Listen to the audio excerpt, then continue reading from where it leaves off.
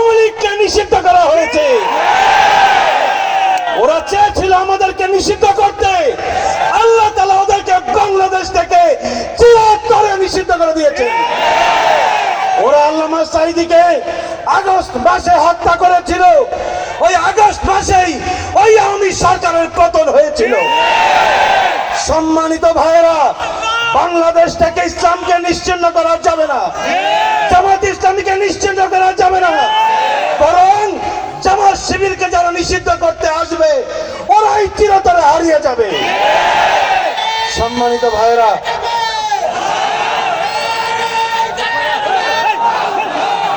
সম্মানিত ভাইয়েরা, আমার শহীদ পিতা আল্লামা সাঈদী যখন কারাগারে ছিলেন, একবার তার সঙ্গে দেখা করতে গিয়েছি। দেখলাম তার মনটা খুব উৎফুল্ল। আব্বা, আজকে আপনি এত খুশি কেন? একটা স্বপ্ন দেখেছি। আমি খুব আগ্রহ নিয়ে জানতে চাইলাম, আব্বা আপনি কি স্বপ্ন দেখেছেন? আব্বা বললেন, আমি গত রাতে স্বপ্ন দেখলাম নিজামী ভাই উনি এক জায়গায় বসে কিছু ফল ফলাদি খাচ্ছেন। আমি তাকে জিজ্ঞেস করলাম, নিজামী ভাই আপনি কি খাচ্ছেন? আমাকে জবাবে নিজামী ভাই বললেন, সাঈদী ভাই এটা তো সেই জান্নাতের নাজ নিয়ামত যার ঘোষণা দিয়েছিলেন। আব্বা কথা বলে কেঁদে ফেললেন। আমি ব্যারিস্টার মোমেনকে আব্বার সঙ্গে সাক্ষাৎ শেষে এই ঘটনা শুনিয়েছিলাম। আমি বিশ্বাস করি শহীদ মাওলানা নিজামী, শহীদ আল্লামা সাঈদী আর সকল শহীদেরা জান্নাতে আল্লাহর কাছেই আছে ইনশাআল্লাহ। সম্মানিত ভাইরা, মাওলানা নিজামী ছিলেন ফ্যাসিবাদের বিরুদ্ধে বীর সেনানায়ক। বাংলাদেশের ফ্যাসিবাদের বিরুদ্ধে তিনি সকল আন্দোলনের নেতৃত্ব দিয়েছিলেন, যে কারণে ওই সন্ত্রাসী রাষ্ট্র ভারত বাংলাদেশের ইসলামী আন্দোলন এবং ইসলামী আন্দোলনকে নিশ্চিহ্ন করার জন্য ওই তথাকথিত ট্রাইব্যুনাল গঠন করেছিল। ওই ট্রাইব্যুনাল থেকে মিথ্যা সাক্ষী, মিথ্যা রায়ের মাধ্যমে আমাদের নেতৃবৃন্দকে ফাঁসি দেওয়া হয়েছিল। এই কিছুক্ষণ আগে এখানে একজন সাক্ষী বসাছিলেন। ট্রাইব্যুনালে যখন সাক্ষী চলতো, আমিও আমার পিতার জন্য সেই ট্রাইব্যুনালে থাকতাম।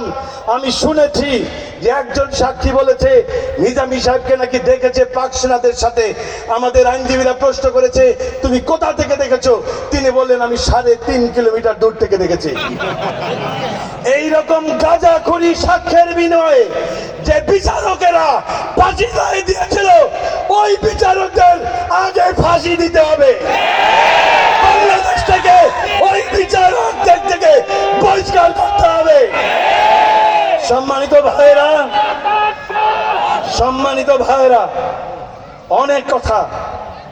আমরা শহীদ নিজামী, শহীদ আল্লামা সাঈদী সহ আমাদের সকল শহীদের হত্যার বিচার চাই। আপনারা চান না? আপনারা চান না? তাহলে কিভাবে সে হত্যার বিচার হবে?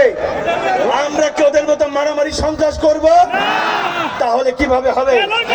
শুনে রাখুন, সামনে একটা নির্বাচন আসবে, একটা ভোট ব্যালটের যুদ্ধ আসবে।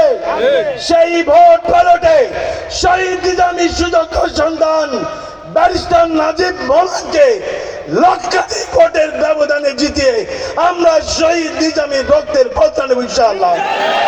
রাজি আছেন সবাই? হাত তুলে দেখান। আল্লাহ রাব্বুল আলামিন আমাদের হাতগুলিকে কবুল করেন।